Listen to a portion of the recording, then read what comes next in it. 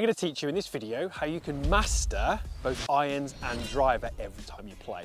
I'm sure you've been on the golf course when the irons have been really good and driver's just not there. And the next time you go and play, the opposite happens. Driver, best club in your bag, and you just can't hit the irons. I'm going to explain why that happens and give you a little trick and some really simple drills that can help you fix that and hit both clubs fantastically well every time you play. Let's start with the iron, then we'll move on to the driver. So being efficient with both these clubs is really about the ability, your ability to control where your circle is relative to the ball. We all swing the golf club around our body on effectively a big circle. If that circle is positioned incorrectly relative to the ball, you're always going to struggle. Great players have the ability to change that as they move through the bag. So when we're looking at an iron club, the best way for me to get the most performance out of these clubs, to strike them the best, be consistent, is to, at impact, have my circle forward of the golf ball and slightly underground. What that would mean is the lowest part of my swing is target side of the golf ball. Now that means that I'm going to be hitting the golf ball with my golf club moving downwards towards the ground. I'm going to get contact with the ground after the ball, and I'm going to get great shots. The chances are, if I do that with the right conditions, I'm going to get a divot. The divot isn't the end goal, it's generally the result of doing the right thing. So I want you to think in this video about where your focus is, because that massively changes the shape of your golf swing. So many golfers will, when they hit iron shots, kind of obsess over the golf ball. They're staring at the ball, it consumes them, they're not really thinking, or they're not really conscious of anything else. And when we do that, we often get shots like this. That wasn't a bad shot, but you can see I kind of got stuck a little bit on my back foot.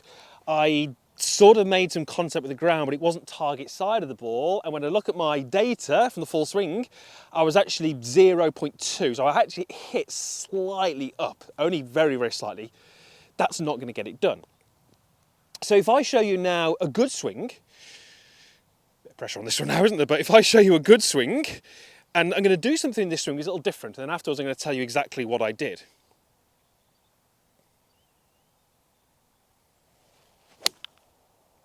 Much better strike. This time I did get a divot target side of the ball.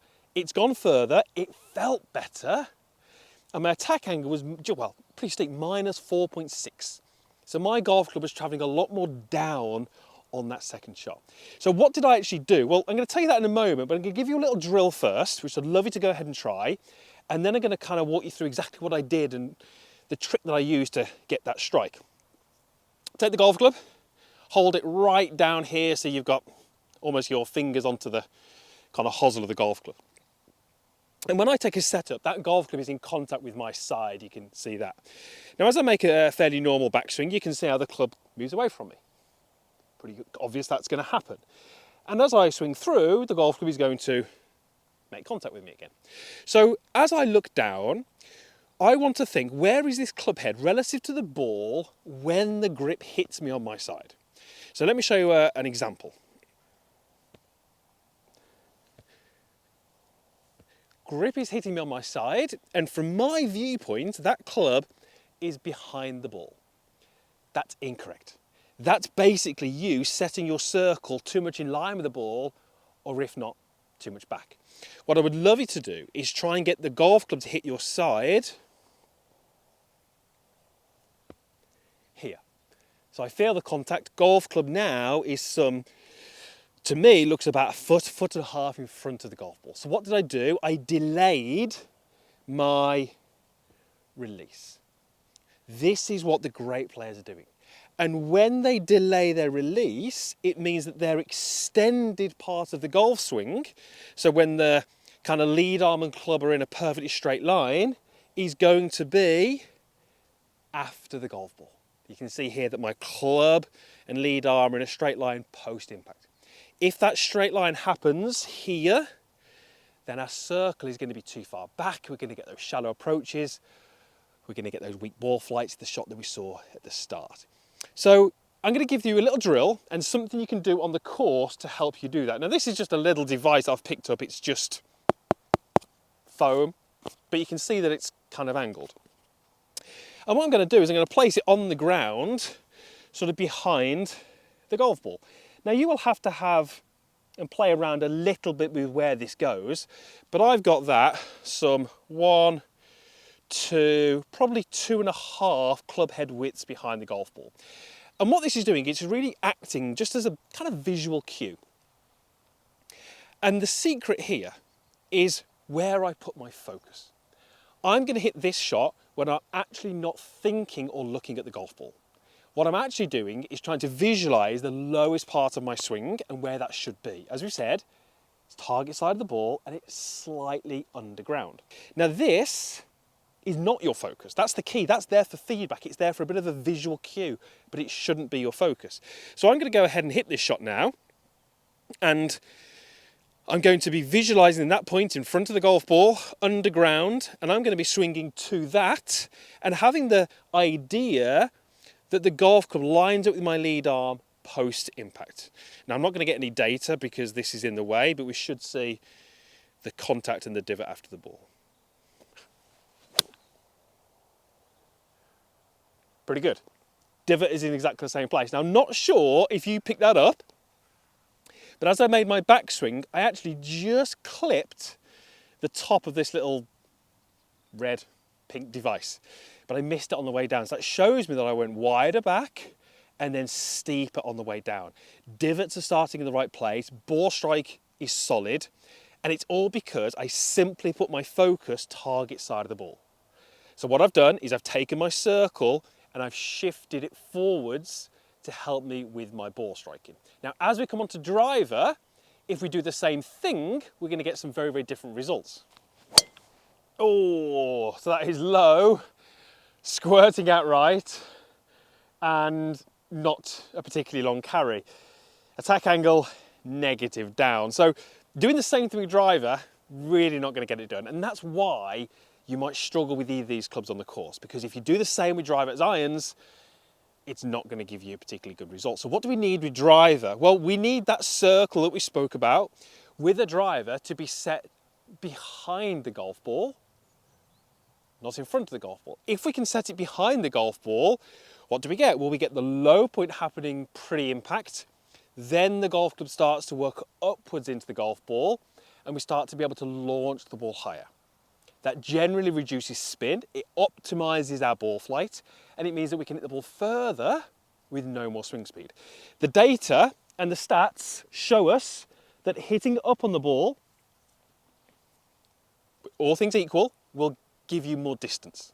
Hitting down on the ball robs you of distance. Now, when I coach golfers, one of the biggest faults is that they swing the driver too much like an iron, hit down on it. So what are we going to do? Well, we can use our little device again. However, we're not going to put it this side of the ball. We're going to put it on the other side of the ball. So again, we're going to kind of put it around about the same distance. So that's probably, 1, 2 driver head widths. And again, it's there more as a visual cue rather than something that I'm obsessed and focused on. Now, how we move our circle with the driver is very much done at setup. So with the driver, I want that ball to be up off that lead heel. So right opposite the inside of that heel. And then I need the middle of me, so my zip here, to be behind the golf ball. How do I do that? Well, it's width of stance. If I take a really narrow stance, this is in line with the ball. As I go wider with my feet, I set the middle of me more behind the ball. So ball forward, wide stance basically means now that I've taken my circle and I've shifted it back behind the ball. That's a setup. I've seen numerous golfers create the right setup and then still have this downward angle of attack because they've got the iron feels. So when we are hitting driver, what are we going to do? Well, I want your focus now to be behind the golf ball. So rather than looking in front, I'm going to be looking behind the golf ball. So for me, I would look sort of around about the width of a driver head behind the ball. So I'm looking at the back of my drive where it says the QI10. I'm looking at a little bit of a mark on the ground, a little bit of sand.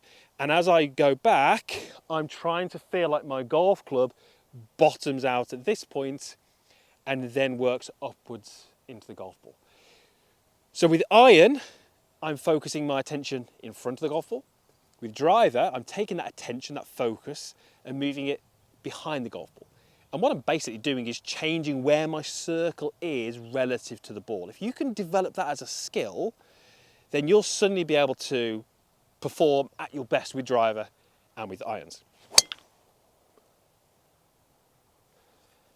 I obviously don't hit that, which is great. That gives me that visual of the club working up through impact. I'm hoping that my attack angle was positive.